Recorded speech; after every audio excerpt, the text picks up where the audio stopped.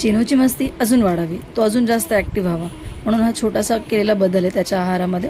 रोज रोज एकच ब्रेकफास्ट कोण खातं ना, इथं आपण मोठे खात नाही. आपल्याला वाटतं की आज हे खाल्लं, चला आता काहीतरी दुसरं खावं. आणि मी गेल्या किती दिवसापासून त्याला एकच ब्रेकफास्ट देत आले, म्हणून आज विचार केला काहीतरी थोडा बदल करावा जेणेकरून त्यालाही असं खाल्लं असं टेस्टी वाटेल ना. म्हणून मग मी आज घेतले मखाणे आणि त्याला चांगले रोस्ट केले चांगल्या पद्धतीने, असं एकदम त्याचा चुरा होईल. मग त्या पद्धतीने मी त्याला मिक्सरमध्ये वाटून घेतले.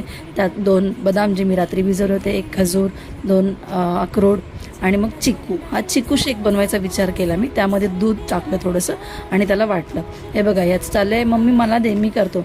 याला स्वतःची भांडी सोडून स्वतःची खेळणी सोडून आमच्या भांड्यामध्ये जास्त इंटरेस्ट आहे. हे बघा मी त्याला टेस्ट करायला दिला, ये नाचायला लागला लगेच तो. त्याला आवडलं ॲक्च्युली, कारण हा थोडा वेगळा आहे. त्याच्या रोजच्या खाण्यापेक्षा आजचं खाणं त्याचं वेगळं आहे ना.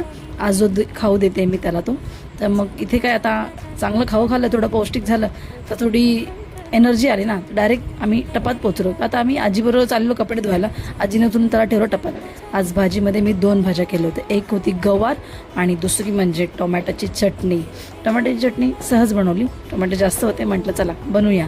ॲक्च्युली तसं नाही, गवार कमी होते. आता हा पदार्थ आहे, मी घेतलं थोडं गव्हाचं पीठ, त्यामध्ये टाकली 2 चम्मच पिठी साखर, 1 चम्मच नाही थोडंसं चिमूटभर असं विलायची पावडर आणि मग त्यामध्ये पाणी घातलं.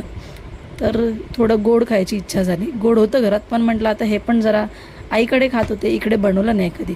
तुम्ही सांगा हा पदार्थ काय आहे. हा पहिले आम्ही उरलेलं पीठ, जेव्हा आपण चपातीला पीठ लावतो ना, ते पीठ उरल्यानंतर आई असं बनवून द्यायची, जर काही नाही तर मग साखर चपाती बनवून द्यायची.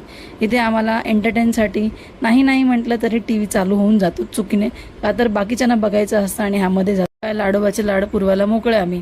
इथे बघा हा मी पदार्थ बनवलेला आहे. आता तुम्ही मला प्लीज कमेंट करून याचं नाव सांगा. मला लागली आहे भूक, तर मी घेते जेवण. बाय.